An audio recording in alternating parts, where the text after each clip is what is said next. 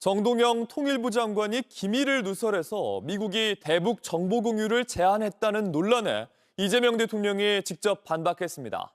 야당은 안보 참사라며 정 장관을 경질해야 한다고 했는데요.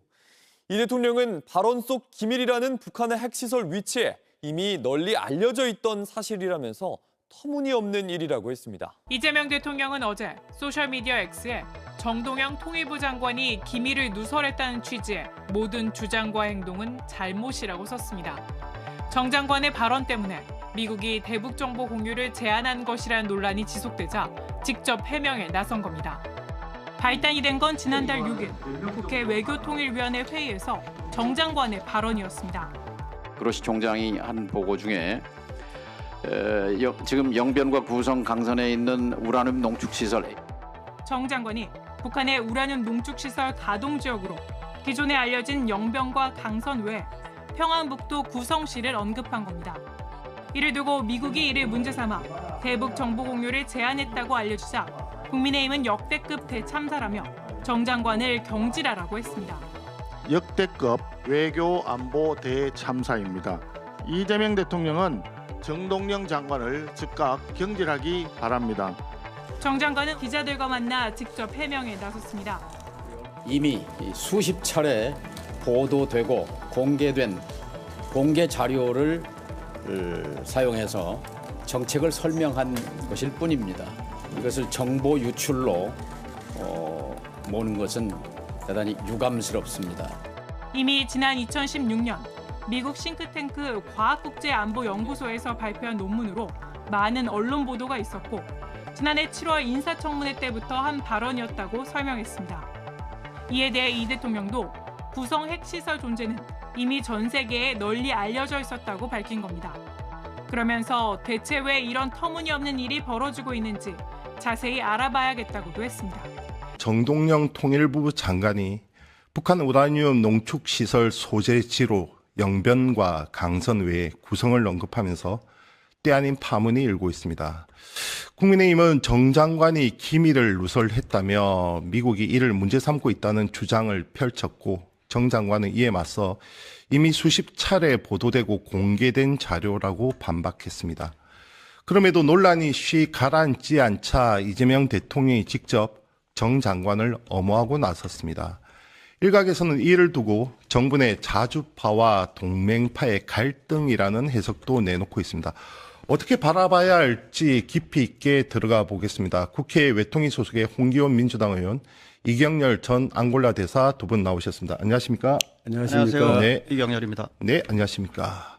그리고 뉴스토마토 K평화연구원장 김창현 원장 전화 연결돼 있습니다. 원장님 잘 들리십니까? 네, 잘 들립니다. 제 목소리 잘 들리나요? 네네. 반갑습니다. 자, 이번 사태 어떻게 바라봐야 됩니까? 먼저 어느 분? 세 분 그냥 자유롭게 말씀해 주시면 됩니다. 예, 이번 사태는 지난 3월 6일 날 정동영 통일부 장관이 외교통일위원회 전체 회의에서 국회 외통위 전체 회의에서 한 발언으로 인해서 미국이 정보 공유를 제한했다는 내용이 언론에 보도되면서 커지고 있지 않습니까? 네. 저도 외통위원이고 정동영 장관이 그 발언을 할 때 회의에 참석했기 때문에 그 네네. 얘기를 다 들었었는데 네. 사실 그 발언에 대해서 현장에서 놀라거나 새롭다거나 반응한 사람은 아무도 없었습니다. 야당조차. 그렇죠. 네. 왜냐하면 이미 정동영 장관은 작년 7월에 인사청문회 때 이번에 한 발언과 똑같은 발언을 했었거든요. 네네. 예, 구성을 명확하게 언급을 했었고 다만 차이가 있다면 제가 찾아보니까 작년 인사청문회 때 발언한 내용이 언론에 보도됐을 때는 구성이 언급이 되지 않았습니다. 근데 이번에 3월 6일 날 외통위 때 발언한 게 언론에 보도되면서 거기에 구성실을 언급한 걸로 처음으로 언론에 나왔더라고요. 네네. 그러면서 아마 미국 측이 이거를 좀 새롭게 삼아서. 빌미를 삼아서 정보 제한을 한 것 같고 또 사실 정보 공유나 정보 제한 자체가 대비인 사항이거든요. 근데 그게 언론에 보도됐으니 두 가지 측면에서 문제가 있는 거죠. 첫째는 정동영 장관이 그 발언을 한 게 네. 새로운 발언이 아니고 또 기존에 2016년서부터 미국의 유수의 연구기관에서 나온 그러한 정보들을 종합을 해서 정동영 장관이 발언한 거거든요. 네네. 그게 하나 문제되는 거. 또 하나는 정보 공유를 제한했다는 사실 자체도 대입인데 그게 외부로 이렇게 공개가 돼서 이슈가 되고 있다. 이 두 가지가 문제인 거죠.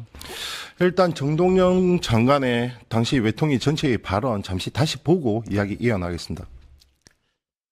지금 약 16kg의 플루토늄을 꺼낸 걸로 이렇게 추정이 됩니다. 지금 영변과 구성 강선에 있는 우라늄 농축시 우리가 어떤 정보를 가지고 있는지, 얼마만큼 정확하게 알고 있는지 적에게 알린 것이야말로 이적 행위 중 이적 행위입니다.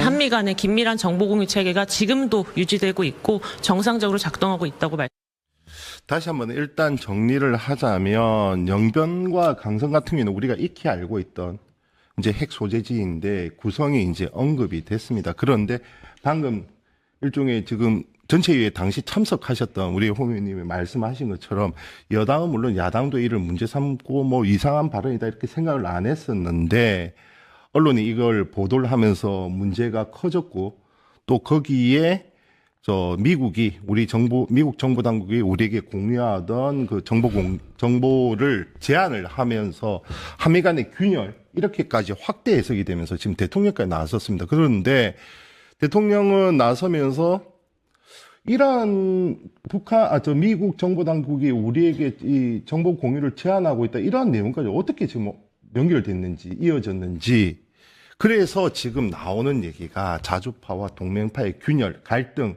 이로 인한 것 아니냐. 이게 주된 해석입니다. 어떻게 봐야 됩니까? 저는 이것을 기본적으로 숙미주의자들, 미국을 숭배하는 사람들이 비단 정동영 장관 길들이기뿐만 아니라 정권을 흔들려는 시도다. 이렇게 그렇게, 생각을 합니다.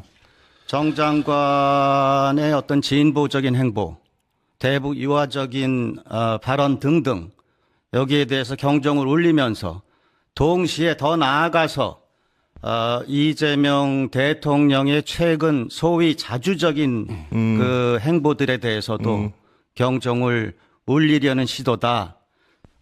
예컨대 3월 11일 10날 국무회의에서 주한미군 무기 차출 관련해서 우리가 반대하고 있다는 발언도 하지 않았습니까? 네네. 그 다음에 4월 2일 날 미국 상원의원 4명 왔을 때 우리 방위는 우리가 하겠다.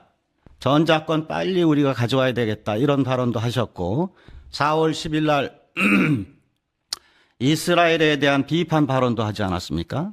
숙미주의자들의 입장에서 또 미국의 입장에서 특히 그 이스라엘 비판 발언은 제가 볼 때 그 로미오 앞에서 줄리엣 뺨을 때린 것이다. 그러니까 상당히 기분이 나쁜 거예요. 그래서 이번 기회에 손 좀 봐야 되겠다 이런 생각을 하고 있다.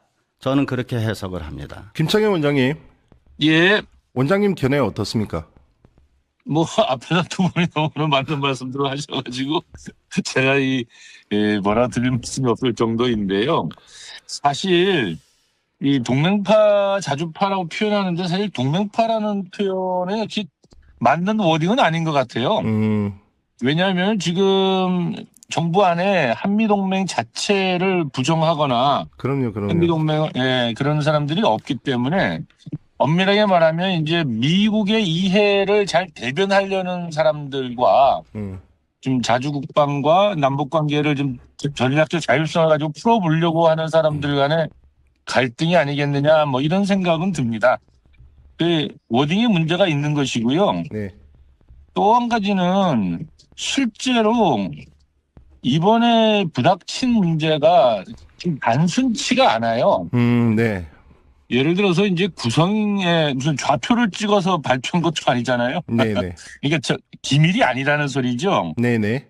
근데 기밀도 아닌 것을 가지고 이렇게 원심분리가 뭐 얼마나 있다 이런 것도 얘기한 것도 아닌데 이런 것을 문제 삼는 자체가 아까 분명한 의도가 있다라는 것이고 네네. 그 의도는 미국이 보여준 의도는 너무 당연한 거죠. 앞에서 우리 앙골라 대사님께서도 잘 말씀해 주셔서 중언부언할 필요는 없고요. 네네. 이것을 언론에 흘리면서 이 문제를 불거지게 하는 사람들이 우리나라 정부 안에 있다라는 것이 제일 사실 심각한 문제가 아닐까 저는 그런 생각을 해봅니다. 홍 의원님 들으셨죠? 네. 지금 앞선 두 분은 지금은 일단 뭐 지금 흔히 다들 부르는 대로 자주파 동맹파로 불러보죠. 자주파에는 뭐 아무래도 정동영 통일부 장관을 비롯해서 이종석 국정원장 등이 있고 그 다음에 동맹파에는 누가 뭐라 해도 이제 위성락 안보실장 이렇게 포진이 돼 있습니다. 돼 있는데 이러한 균열, 서로에 대한 견제, 갈등 이 차원으로 지금 두 분은 해석을 하셨는데.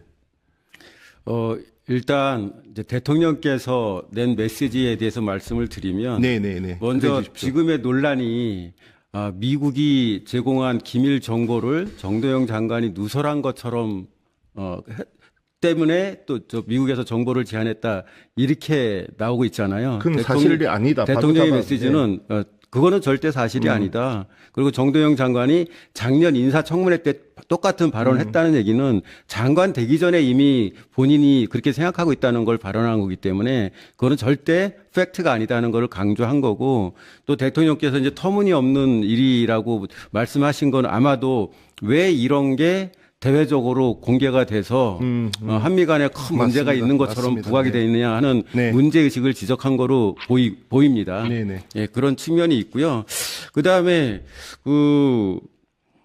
방금 우리 김창현 박사님께서 말씀하셨는데 이 구성의 핵 시설 이거는 정말 기밀이 전혀 아니잖아요. 네네. 예, 그걸 가지고 왜 문제를 삼았느냐 이 부분에 대해서는 사실 이게 최초로 보도된 게 제가 찾아보니까 4월 17일자 동아일보예요. 맞습니다. 근데 출처를 한미 소식통이라고 했습니다.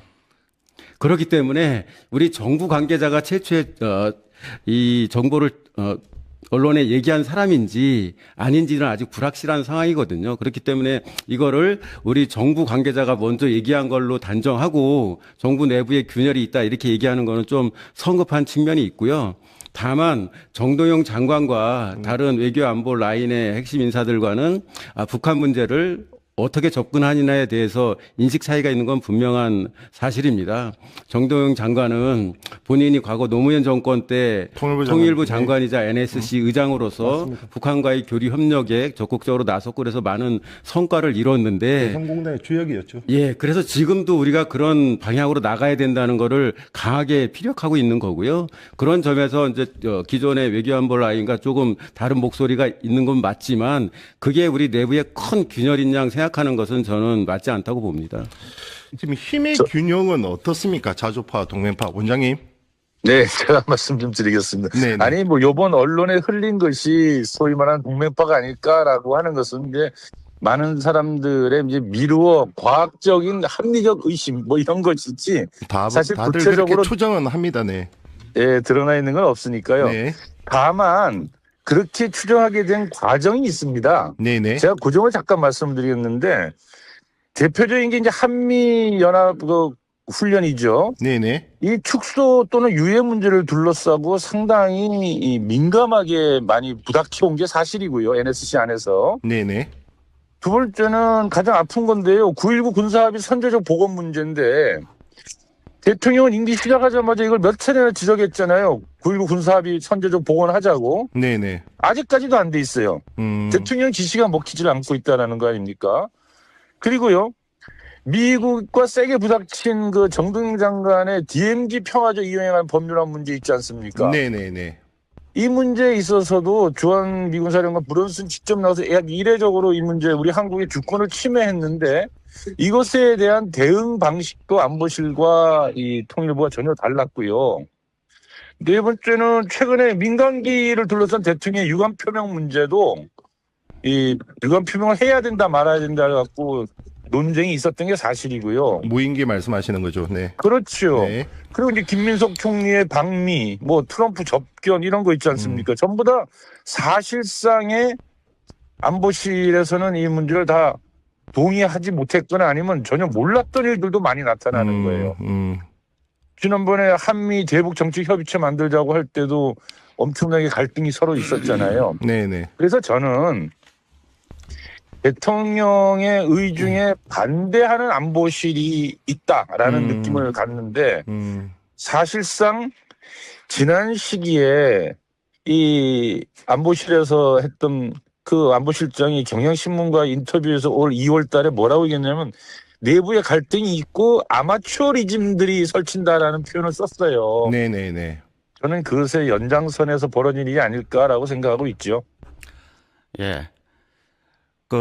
원장님 말씀 구구절절 다 옳은 말씀이고요. 저는, 요번 사건을 자주파 대 숙미파의 갈등의 표출이라고 생각하지 않습니다. 자주파 대 숙미파의 그 갈등은 항상 있어 왔었던 거예요. 아니, 노선에서 그런데, 이견이 있고, 예. 거기에서 대통령이 정확하게 균형 감각을 찾아서 그렇습니다. 판단을 하면 좋죠, 오히려. 그런데 왜 하필이면 이때, 과거에 이미 다 나온 얘기 가지고, 이때 문제가 터졌느냐, 그 측면을 봐야 되는데, 제가 볼 때는 우리 숙미파들이 위기의식을 느끼고 있는 상황이다. 민감하지도 않은 정보를 노출했다고 위기를 조장하면서 한미 동맹의 균열이라 이렇게 협박을 하면서 위기를 조장하고 있는 것인데 그동안 정 장관의 여러 발언과 행보, 그다음에 제가 볼 때는 이 대통령의 그 진보적인 어떤 행보들 이걸 보면서 미국도 그렇고 또 우리 숙미파들이 볼 때 이걸 가만히 놔둬서는 한미 동맹이 영영 깨져버리겠다 이런 생각을 하면서 거의 최후의 어떤 움직임을 보이는 그런 형국이다 저는 그렇게 봅니다. 그래서 이게 지금 갈등이 표출된 것이 아니라 그것은 이미 있어 왔던 것인데 요 기회를 잡아서 한번 손을 보려고 하는 저희를 드러내고 있다. 저는 그렇게 생각합니다. 반격이다. 어떻게 보십니까? 우리 대사님이나 우리 원장님은 너무 이걸 굉장히 크게 말씀하시는데 사실 통일부와 네. 외교부는 역할이 다릅니다. 그럼요, 다르죠. 통일부는 북한과의 교류 협력, 그걸 통해서 궁극적으로 이제 평화 통일을 이루자는 일을 하는 곳이고, 이제 외교부는 아무래도 외교 업무를 주로 하는 곳이고, 외교에서 제일 중요한 게 미국과의 동맹 문제이기 때문에 방점을 두는 게 차이가 있을 수밖에 없는데, 이러한 차이를 인정하는 게 저는 필요하다. 그리고 대통령께서도 그거를 충분히 용인하고 계시다. 그리고 이 안보실이 대통령의 뜻을 따르지 않는다고 이렇게 말씀을 좀 하셨는데 그거는 대통령을 잘 몰라서 하시는 말씀 같아요. 대통령께서는 굉장히 디테일하게 챙기고 또 그립이 강한 분입니다. 이견이 있다는 거 충분히 알고 계시고 그런 부분이 논란이 되는 것도 알고 있지만은 이 상황을 계속 끌고 가는 것은 나름대로 다 이유가 있는 것이고 대통령이 그거를 대통령의 뜻을 안보실이 무시한다 이거는 있을 수 없는 일이라고 저는 생각합니다. 잠깐만요. 동맹파 사람들이 대통령의 뜻을 거스른다는 뜻이 아니라 대통령이 지시하면 따르겠죠. 다만 그 지시 사항이 내려오기 전까지 상황을 한미 동맹의 입장에서 미국의 이익의 관점에서만 계속 보면서 문제를 그렇게 포장한다. 그렇게 얘기를 하는 거죠. 그런데 동맹파라는 말이 적절한 표현은 아니라고 이제 전제하고. 네네. 미국과의 그런 동맹 관계 또는 미국의 뜻을 좀 더 존중하자는 그런 뜻을 가진 분들도 계신데 그게 미국의 이익을 위해서다 이렇게 얘기하는 것은 사실 맞지 않습니다. 그렇게 하는 것이 이 우리나라의 외교 안보상에 또는 북한과의 문제에 있어서 푸는데 좀 더 현실적이다 이런 생각이라고 표현하는 게 맞는 거지. 근데 요번에도 미국의 이익을 위한 거다. 민감하지 않은 정보를 민감하다고 포장을 했고 두 번째 미국이 항의를 했다. 이렇게 정부 고위 관계자들이 얘기를 하고 있는데 그것이 사실이 아닌 걸로 드러나고 있지 않습니까? 미국은 항의한 적이 없다. 국방부에서 오늘 얘기를 했거든요. 그래서 얘기 핵심은 지금 미국의 이익을 위해서라고 하는 게 뭐냐 하면은 한미 동맹이라고 하는 것을 거의 우리 헌법 위에 올려놓는 그러한 입장. 한미 동맹은 국익의 수단일 뿐이거든요. 그런데 그것이 우리 국가의 목표인 양 과장해서 우리 자율성을 제약하고 있다. 그런 점에서 평가해 볼 때 숙미주의자들은 미국의 이익을 대변하는 것이 아니냐 이렇게 평가할 수밖에 없다는 해석을 하는 거죠. 근데 지금 이 모든 논란의 전제가 정도영 장관이 미국이 제공한 기밀 정보를 활용해서 그거를 대외적으로 누설했다 하는 데서 시작하잖아요. 근데 주장이죠, 전제가 주장. 아닌 거고 네. 또 하나는 잘못되었다. 미국이 항의했다 뭐라고 얘기했다 하는 그 부분에 있어서도 그 정부의 출처가 우리 정부 관계자인지 아니면은 미국 쪽인지 이런 것도 아직은 불확실한 바로 상황이거든요. 그렇습니다. 그래서 그거를 소위 말하는 그 미국과의 동맹 관계를 더 중시하는 사람들이 일부러 흘렸다든지 이렇게 전제하는 것도 아직은 좀 섣부른 상황이다. 그렇게 좀 봐야 된다고 봅니다. 아무래도 한미 동맹을 부정하는 사람은 없을 겁니다. 네. 그렇죠. 한미 동맹의 이 엄혹한 이 현실 속에서 부정하는 사람은 없겠지만 미국 측의 이의 입장을 좀 더 대변하느냐 아니면 우리 측의 입장을 좀 더 대변하느냐 물론 이견이 있을 수 있습니다. 부처 간에. 그렇지 않습니까? 미국에서도 국무부와 국방부 입장이 각각 다르듯이 우리 또한 뭐 일종의 자주파 동맹표가 있는데 대통령의 흐름 그 약간 스탠스의 변화를 보면 좀 더 자주파의 무게가 실리는 쪽으로 변화가 되는 것 같아요.